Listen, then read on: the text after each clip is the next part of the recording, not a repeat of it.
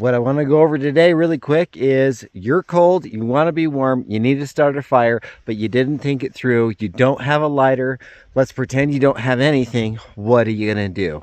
One of the things that I would say is you want to be able to find materials that are going to work for you. Mullein makes a great spindle.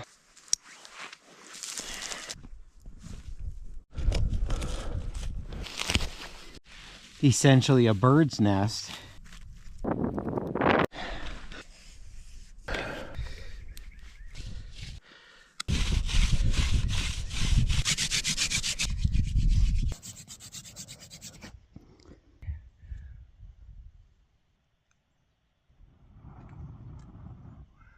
And that is how you make fire with your hands.